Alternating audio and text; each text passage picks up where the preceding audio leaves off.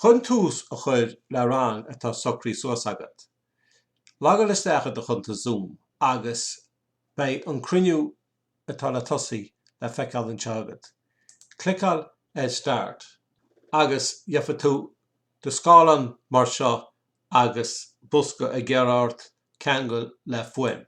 Agus inis tá sé rá go bhfuil me ceangailte is a grinniú agus cupla rud a dúirt faoi deara tá ma fís an casta ró clicin sin le hí an fís an a chasaid agus clicirís le hí a camera a chadás.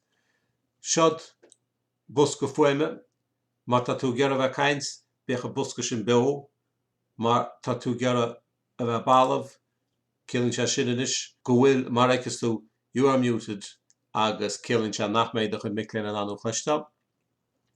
Tá crapa eilinn seo is spánins céile tá sis rang. Mar éiceas tú níl sis rang fi láthir ach be héin agus le fáil ré leis an busca seo ar a tíomh sin clic eilinn seo. Is féidir leat do scálan a bhéadú nó a laidú ag am a bit.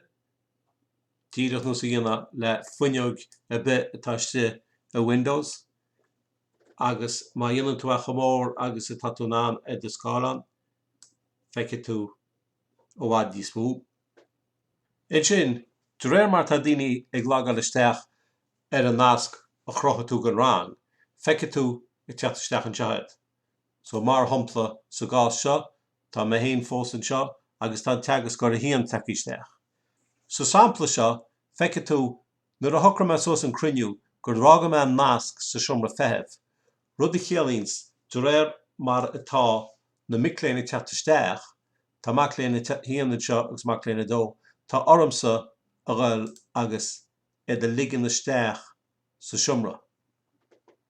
Agus inis is sis a rang inis fi láthid, tá cear a rang. Tá me héin teagas gur a híon, macléine híon agus macléine dó.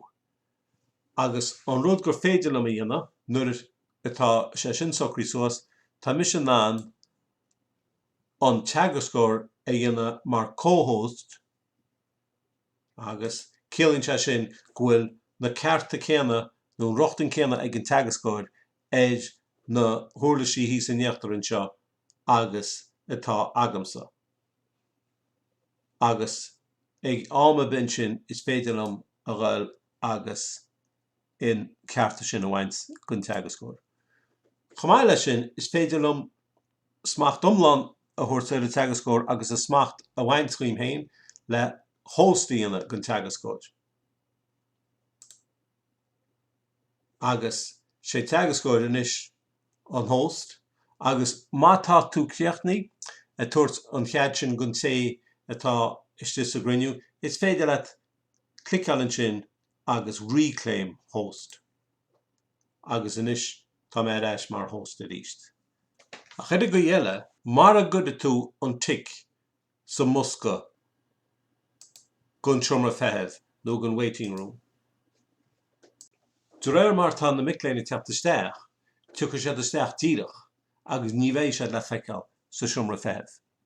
Nuair atá tú ceachtnaí agus an rang thart agus tú gearra deireacha leis an rang, tá rá agat an seo, is féidir le taon an cruinniú ágáil, caithe host a bheith éid chuil a cruinniú. So tá sé gearra ormsa duine cinn dhéanamh mar host, so is féidir lumsa an teagas gur a dhéanamh mar host agus sign and leave. Tá me imi maach es agus más rud ag gur me gearra isteach a rístan agus inis tá me bailí isteach a rístan agus feice tú go le teagas gur mar host agus go mis bailí isteach mar co-host. Agus is féidir an clicálann sin agus reclaim host. Má tá tú gearra go bheice tú na micléin ar fad ed a scálan an seo, is féidir le an soscadí seo agus gallery view aránú. Agus séad a dhéanann sé na chuide sé na daoine ar fad atá sis a rang in éon scálan mar seo. Now, faoi láthid tá sé teile feiceáil mór mar níl annach cetharain, de réir mar tá daoine teach isteach bei na fuinneogaí seo laidú. Nuair atá na micléin a lágáil isteach, bíonn srian ar chuide go na thuirlisí hí san seo ag gheartar a scálan agus níl na cearta céanna ag amach léinn agus a bheith ag an teagascóir.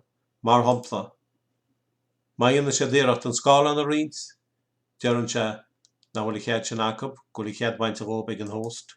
Má dhéanann sé díreacht an rud a hafad, níl chéad sin acu.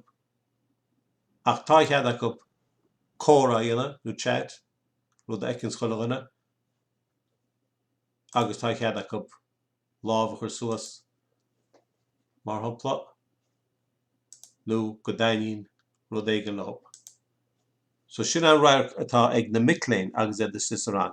Agus ar nóid tá sé den an nuaim a chasáas agus an camera a chur éisiúil nó chasáas.